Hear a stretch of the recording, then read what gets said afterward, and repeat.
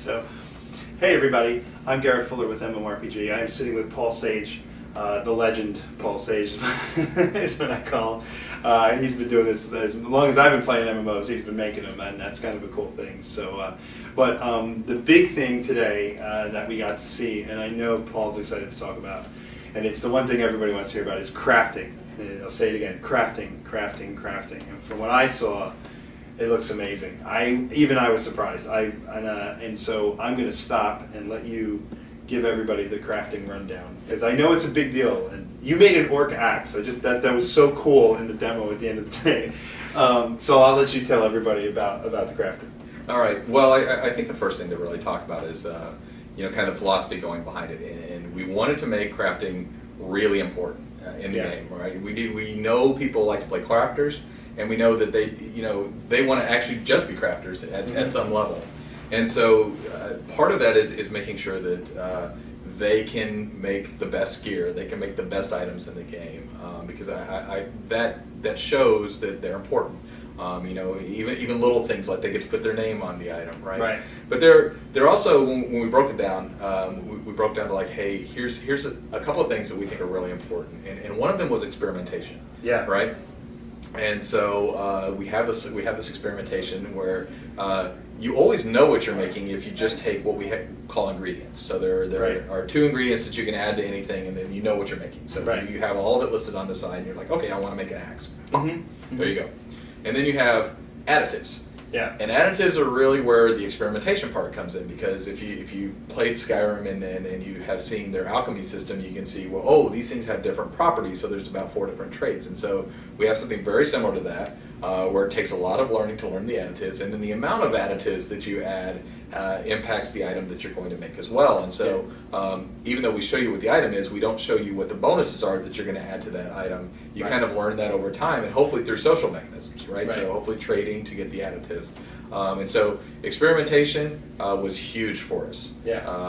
One of the other things that was really important out of there was being able to master a specific trade skill line in this case, right? So whether it be weaponsmith, whether it be alchemy.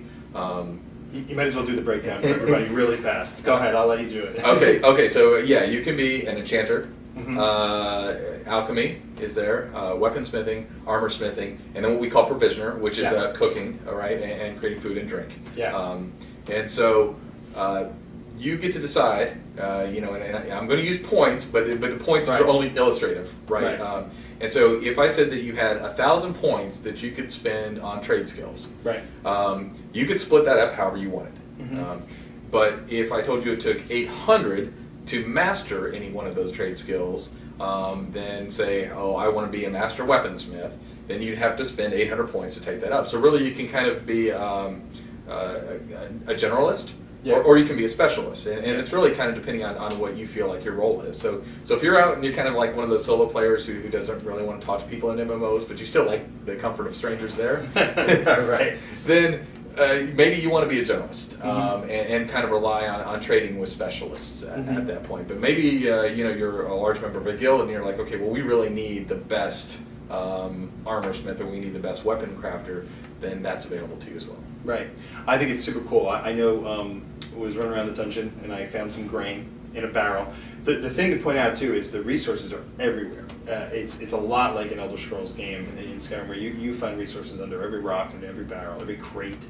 And that was important. So I found my grain, and I had some water, whatever was clear water, and I went to the fire and I made dark.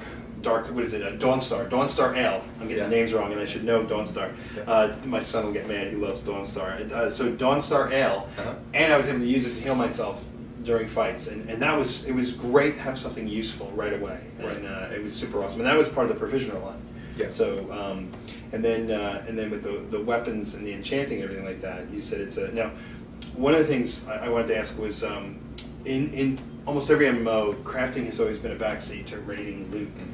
So you guys feel very strongly that crafting loot is super important. And why don't you tell us more about that?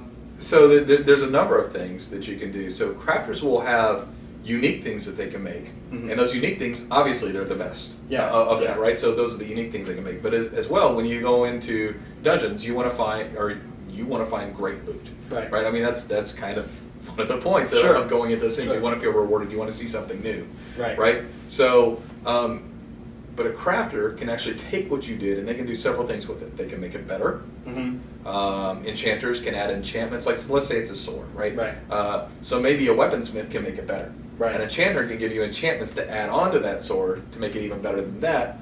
Or you might say, this isn't the greatest thing I ever found. It's great, but it's not what I want. And then they can, in turn, deconstruct it. And then they can start to learn the properties of those things, and they can get materials that they otherwise couldn't get from those things. So there really becomes that play between the person who's out adventuring and the crafter or the tradesman. Mm-hmm. I think it's cool. One of the other things that you guys brought up, which is awesome, is in terms of, I think, weapons and armor, you actually have the racial stuff in the game. So you have the elven weapons, the orc weapons, tell us a little bit about that. And also the old classics, too, that are in the Elder Scrolls games as well. Because when you mentioned that, that was huge. I thought that was so cool that that's going to be part of it. Right. Depending on what race you pick, whether it be orc, altmer, whatever it is, you start with that racial style. Right.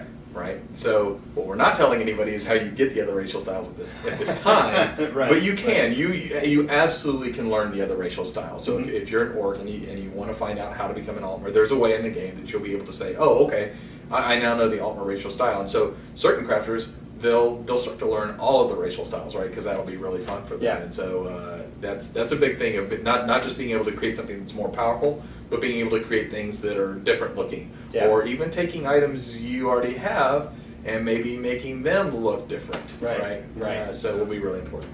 So, no, I think that's super cool. I think it's something that everybody wants. And like I said, the interface was really friendly. It was super easy to figure out. I think the additives was really the like you said, the idea of experimentation and not giving too much to players, letting them kind of explore it and feel it out as they go. I think it's going to be great, and I think it's a core system to Elder Scrolls. And like I said, there's always crafting in MMOs, but the fact that you guys are making it so relevant, it's really important. Right. Yeah. It's definitely. I think trade is key, right? The social elements are what keep people as part of the community. Mhm. And crafters, I think they've been awesome the whole time, and they're kind of waiting to be like, hey, this is our moment. Oh yeah, they're gonna love this. Yeah, I knew it. I knew this was gonna be a big one.